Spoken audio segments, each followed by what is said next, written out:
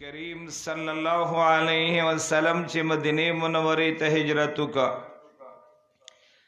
د قباء مقام کې دا زبردست استقبال وش او بیا دا غین رست مدینه منوره ته راغی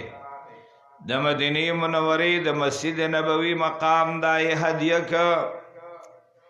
فلس دینار باندې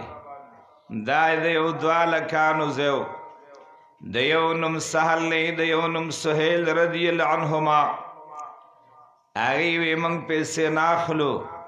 نبی کریم صلی الله علیه وسلم وی خامخه به پیسې اخلي دغه پیسې لس دینارو یو صحابي وی دا پیسې به زور کم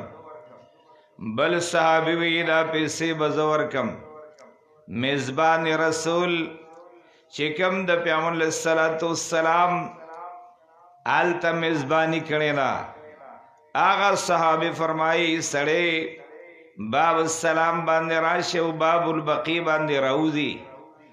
او را سخکته طرف ته وګرځي دالته دا غکورو لاندې او دو دی دغه پټو سرا د نبی کریم صلی الله علیه وسلم خبره وتا فرمائی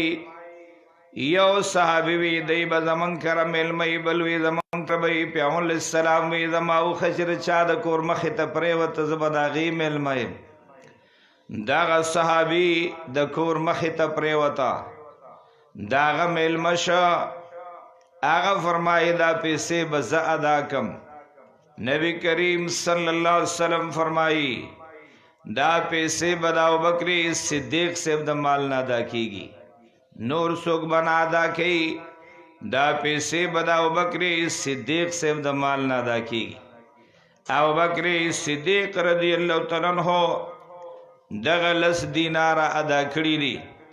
آلته چې سمرا اعمال کیږي آلته چې سمرا د قرآن خدمت کیږي مسجد نبوی کی خلویا لاقرا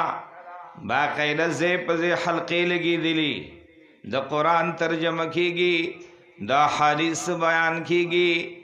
د بچو باقاعده امتحانی حالی آلته امتحانونه مغسل کیږي او د غرنګي بزرګونو نیکان صالحان آلته حاضری کوي سلام ته حاضری کوي سمر اعمال چې آلته کیږي هغه به د ابوبکر صدیق سے عمل نامه کې لیکل کیږي سمر اعمال چې دغه مدرسو کې کیږي چا به زیور کړي دغه مقام زمونږ محترم هدایت اجسیب دغه مقام ور کړي دغه عمل نامه کې به ان شاء الله مستقل اجر و ثواب لیکل کیږي بیا دې کې خلق او آبادی کړي نا د الله سخت خدمت کړي دي حاضری کړي نا ان شاء الله دغه عمل نامو کې هم دغه اجر او ثواب لیکل